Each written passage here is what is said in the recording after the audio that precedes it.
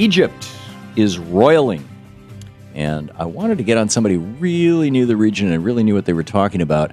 Former ambassador to Mauritania and former foreign service officer to Egypt, Ambassador Edward Peck, is on the line with us. Ambassador Peck, welcome to the program. A pleasure, Tom. Thank you for joining us.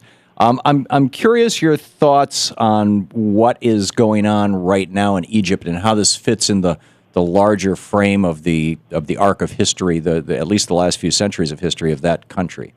Well, you know, the right now that you started with is the easiest thing because we can all look at it and listen to it and read about it.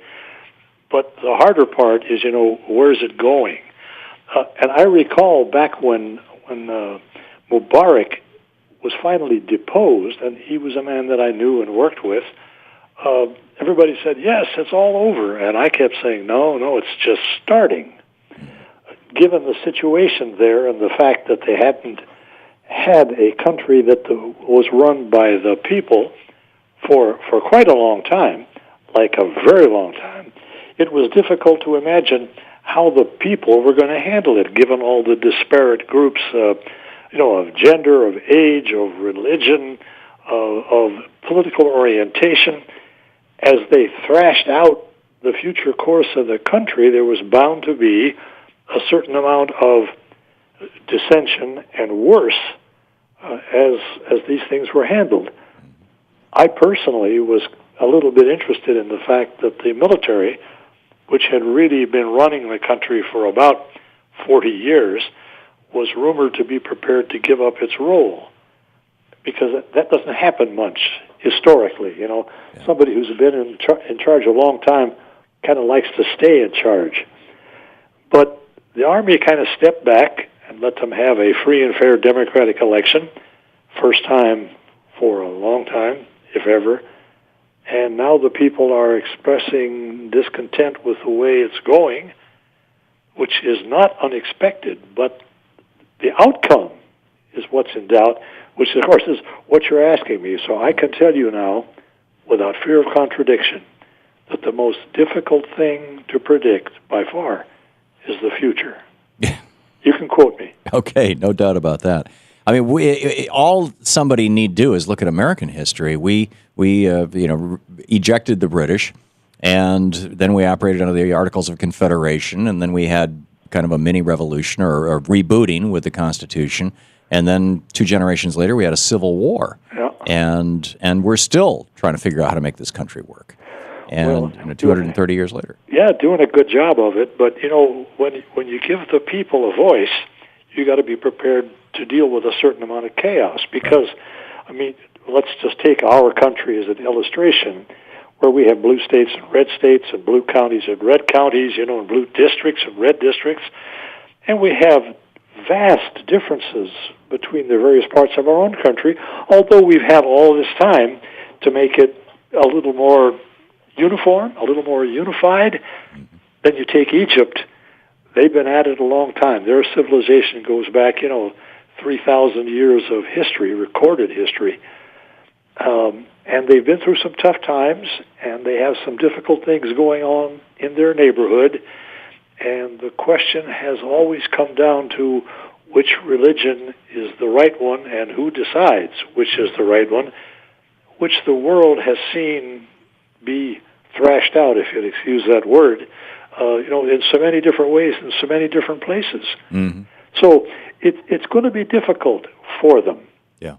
Well, it's almost as if, even in contemporary America, if the Canadians were giving hundreds of millions of dollars and weapons to all the blue states, and the Mexican government decided to give hundreds of millions of dollars and lots of weapons to people in the red states, I'm not sure how stable the United States would be. Is this a cautionary tale about our thinking that we can simply step in and say, okay, you guys are the winners, you guys are the losers, and here's some weapons, and here's some money, and we're going to make everything fine? I think you put your finger on what I consider to be the biggest problem that the United States faces in the world, if not domestically, and that is the combination of ignorance, not the sense of not being smart, but just in the sense of not knowing what the rest of the world is all about, and arrogance, which is the frightening belief that you do know what the rest of the world is all about, and you combine those two with power, and the United States, I think, touts its exceptionalism to the exclusion of understanding that the rest of the people in the world don't necessarily see it our way. The parallel is that people in certain parts of our country don't see what the government is doing as being right, our own, and while people in some other part think it's exactly right. Mm. So you cannot, you may quote me on this, I guess there's no need to on the radio. By definition, you cannot impose democracy. Right. That's a contradiction in terms. Yep. But we're going to try it. Well, and we've tried it in other places as well, and it hasn't worked out all that well. Some of them quite recent, and I guess the biggest problem that I've faced in thrashing around with my own government is that we have seen so many times what happens when you decapitate a government, whether it was Yugoslavia under Tito or Iraq, and now we're going to do it in Syria, try to, even in what was usually formerly the Soviet Union. If you pull the plug on that kind of a situation, you don't know what's going to happen. But it is not going to be what Americans predicted when we deposed Saddam Hussein, that utopian democracy was going to burst into bloom all over the Middle East. Ambassador Peck, I'm sorry, we just have a minute and a half or so left. I'm curious, in your opinion, who are the major factions that are playing for power in Egypt? Well, you have the religious factors. You have the Salafists, the Muslim Brotherhood, those who prefer a slightly more secular tone, and that's going to be hard to work out. You have the Copts, the COPTS, standing on the fringes, watching with some trepidation. They're Christians. The tide swings back and forth. That's Coptic Christians, I'm sorry. And then you have the outside forces, which are trying to play a role. The worst example of that is Syria, where everybody is meddling, even people from as far away as you can get. So there are so many groups. They are so disparate.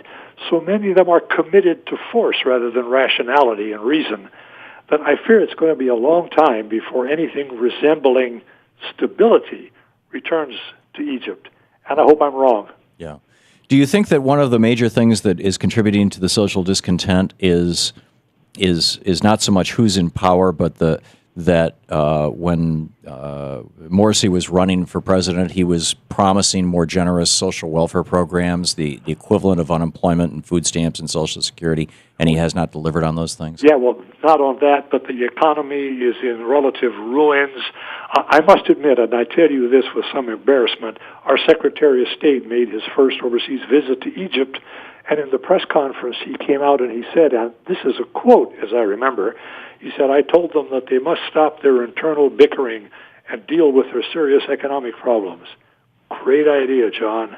Right. Glad you brought it up. Right. Americans don't understand. That's my biggest concern. Yeah, this really falls into the category of hubris, I think. Oh, boy. You could call it dynamic hypocrisy. Yeah, it's absolutely remarkable. Ambassador Edward Peck, former Foreign Service Officer to Egypt, former Ambassador to Mauritania. Sir, thank you so much for sharing your thoughts, insights, and experience with us today. Thank you. Great talking to you.